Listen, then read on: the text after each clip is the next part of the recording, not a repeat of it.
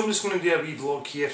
I'm just going to briefly mention games that I'm playing and games that I've played, and give my wee thoughts on the games that I've just played. Because I am able to play games and play them through till finished. That was kind of one of my goals at the start of the year. An awful one for starting games and playing a couple of levels and never playing them again. I think like a few years out there, I've just watched Bluetonic's video, and one of the games that he's just finished is the same as mine, and I've made a comment on his video there, and that was Uncharted. I got this game a year and a half ago. I got it when I first got my PlayStation 3, when the PlayStation 3 Slims came out. I think it was about a year and a half ago. This was one of the first games I picked up for it. Played a few levels and really enjoyed what I played and was blown away with the graphics and really liked it, but never put it back into the machine again and played it. So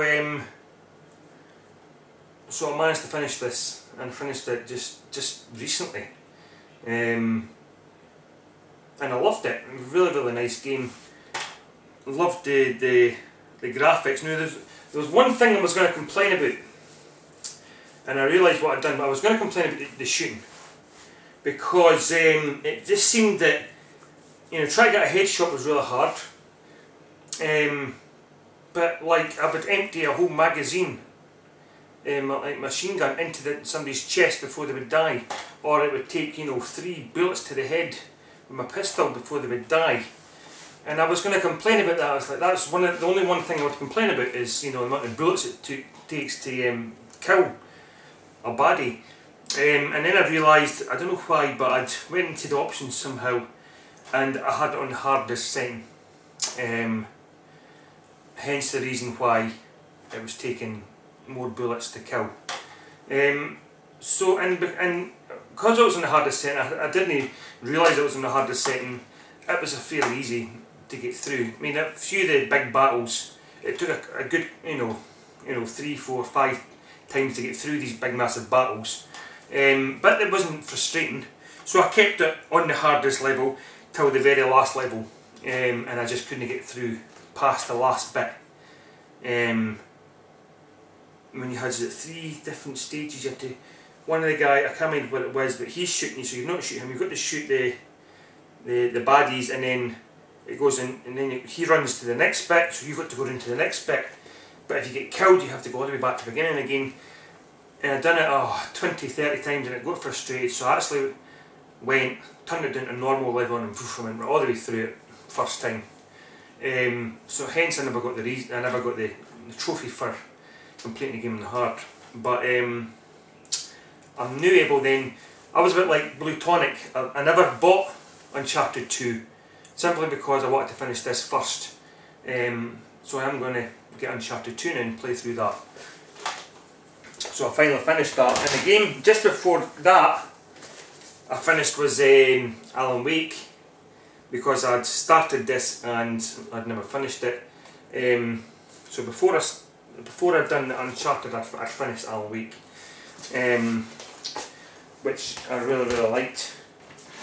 Great game. Now I know that game took years and years and years, 5, 6 years before it eventually came out, when it was first mentioned.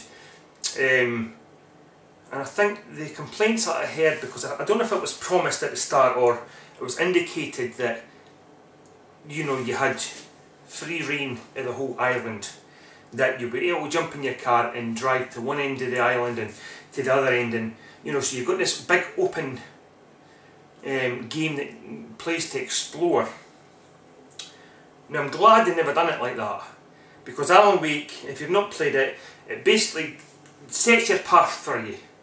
There's only one way you can go, and I like that better, because I mean it's a huge massive island, it's a huge massive place, and if you're meant to be searching somewhere or meant to trigger something to move on to the next level, bugger being at the wrong end of the island, you know what I mean, and that would frustrate me.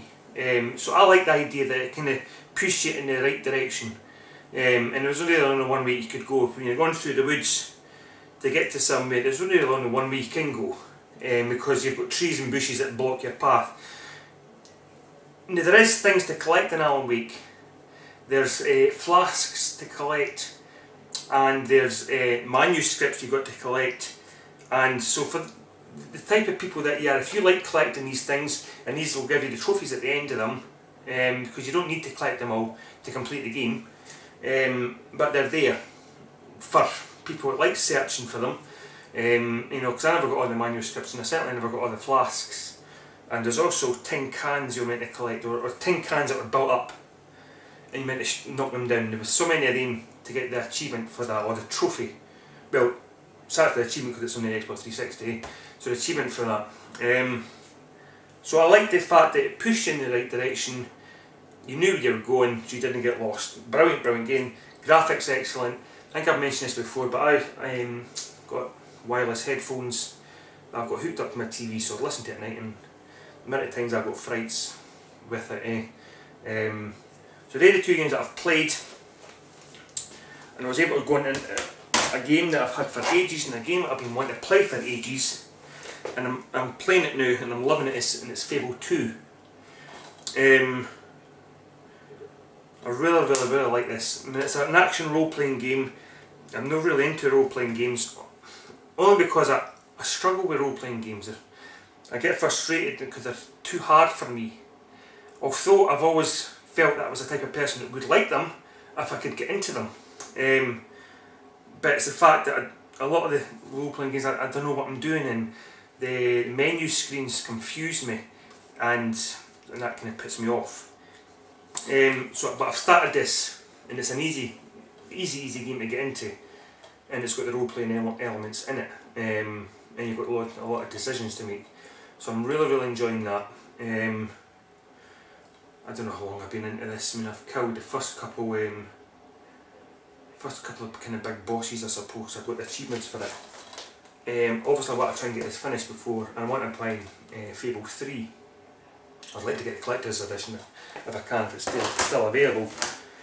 So I'm playing that, and another game I'm playing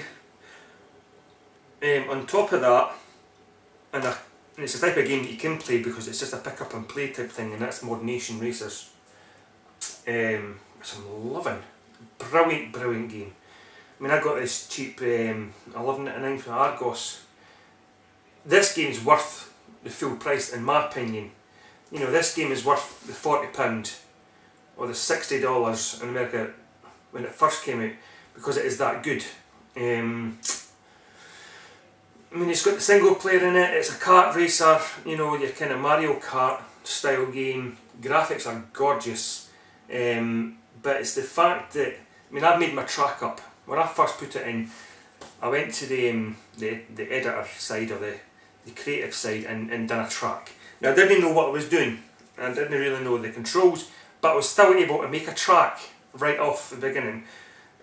So I was impressed with that. So if I was able to do a track, not know what I'm doing, I'm new, you know, so many hours down the line, you know what I mean, and so I know a lot of stuff in it now, so, you know,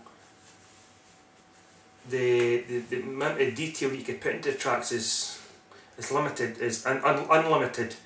The cards that you make up, obviously the more single play, you unlock different things, bodies for different cars and stickers and accessories and that.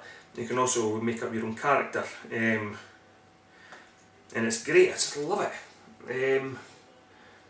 I recommend it if you're thinking about, oh, I fancy that game, should I get it, should I not? Obviously I get it, because it's that good.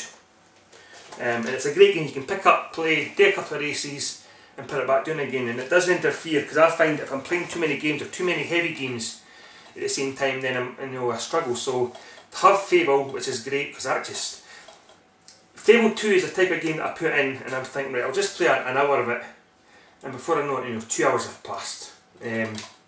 So that's good. And then this game is just great just to put in if you've got a half hour, a free half hour, or even a free hour, to put that in, do a couple of races, muck about with your character, make a new character up. Great game. So that's what I've done now.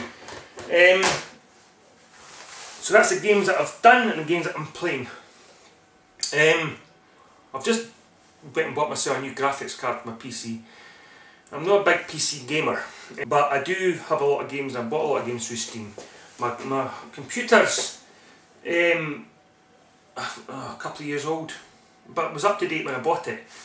Processor wise, you know, it's a quad core processor with, you know, enough memory in it, big hard drive, and at the time it's just got, well, it had a graphics card, it's got a graphics card in it, it still has an ATI Radeon graphics card that lets me play PC games, and it lets me play all the old games, no bother. Some of the new games, I mean, Crysis, no play Crysis, but some of the newer games, you know, if I put the settings down low enough, I can play them. So I went and bought myself a new one. I went and, but I've got to watch, because my PSU, it's a Dell PC that I've got. I've been wanting to upgrade it for a long time, because you know, I've held off buying a lot of the top 3D games, especially through Steam, because they've good sales. And I like these Empire games, the Total War Empire, and I can play them. I mean, I bought the latest one, Napoleon, and I can play it, but all the settings are doing low. So I'd like, you know, I was looking to get another graphics card, but my PSU is only a 350 watt PSU. So to get myself a really good graphics card, I'd have to upgrade my PSU, and it's like, oh jeez, you know, bugger that. I thought I can install a graphics card. I've looked at it, and you know, it's take it out, put another one in, put the drivers in it, bang, away you go. But mucking about the PSUs and that, I was like, oh bugger that. But I've done a lot of research, and this graphics card that I've sent away for, because it's a Dell machine, so it's a good, decent computer, so the PSU should, you know, play this card, no bother. Although I think on the website they might have a 400 watt, but people have got the Dells and this works, no bother. So I've went and ordered myself a Sapphire ATI Radeon 5670 HD, which will play all the new games, no bother. It'll play Crysis on high, no maxed out obviously, but on high detail, or whatever it is. So I've ordered that. I think that it's only costing 60 quid. But I've noticed that with graphics cards, you know, the new ones come out all the time, so, you know, that card, you know, 6 months ago was probably over 100 quid. But because a later one came down, it knocks all the other ones down. So for 60 quid I'll be able to play the games that I've got new on high detail, or I'll be able to max a lot of them out. And then when good games come up on Steam and that for download in a sale, I'll be able to get them, no bother. So that's a wee bit of news about the PC. I don't seem to be buying as many games. I don't know if you've noticed in my pickup videos, there's not as much, and I'm not doing as much pickup videos. I just not buying as much. I don't know if it's because, you know, I've got quite a lot of games, as you can see behind me. A lot of the games I'm actually playing through, so I don't actually feel the need to buy games. If I see a big bargain, I'll buy it. But I've got plenty of games to get myself through. And even the games that are coming out, there's only one game I think that I'll be pre-ordering this year and buying it brand new, and that's L.A. Noire. It's the only game that I've seen that's, you know, excited me. It's made by Rockstar, but it's been years in the making, and I think the way it's looking, looks amazing. And I know there's a ton of other games that just came out, and I will pick them up, like Little Big Planet 2 and Dead Space 2, Killzone 3. These will get picked up at a later date. Even the DS, 3DS, I've been reading it and it looks good, but, you know, I mean, I'm not excited about it. I will get one, because I want to get a new DS anyway, so I mean, I'm going to wait and get the 3D. I mean, probably the earliest I'll get one will be summertime. PSP 2, I'm not really fussy about that either. Mobile gaming, I think, is changing. I just can't see the PSP working. That's just my opinion. I think the iPod, iPod Touch and iPhone and all that is, you know, with the apps and the games that they kind of come out. To me, that's on the move gaming. You know, whether it's Angry Birds, Doodle Jump. They're the type of games that you can play in a bus, or you can play in a car, or you can play if you're out and about, or you've got your tea break, you know, you've got a half-hour lunch, you bring your phone out and you can play these wee games. Playing heavy 3D graphic games or role-playing games on the PSP, I just don't think it'll work. But you know, although the PSP1 hadn't really worked, it still sold, you know, whatever, 10 million units or whatever it is. It's made a lot of money. So the only thing this year that I'm really looking forward to is L.A. Noire. I think it's the one game that, you know, I'm going to pre-order, and I've even looked online to see if they're coming out with a collector's edition, because I was going to pre-order a collector's edition, but there doesn't seem to be. The only editions you're getting is, depending on where you order it from, you're going to get a download, an investigation, and it's different thing. Play.com are doing one, and then who else is Game? I think it's Game are doing one. So whatever you pre-order it for, you're getting to download an extra download content, which is a separate investigation. Yeah, so L.A. Noire for me, 3D. I'm looking forward to actually seeing people pick up the Nintendo 3DS though, on YouTube, to hear what they think about it. I'm looking forward to that, to seeing that. But I've never had an inclination to pre-order one, or, you know, it's getting near the time. Yeah, I will get one eventually though. So I'm going to leave it there. So thanks for watching, guys, and catch you next time. Cheers.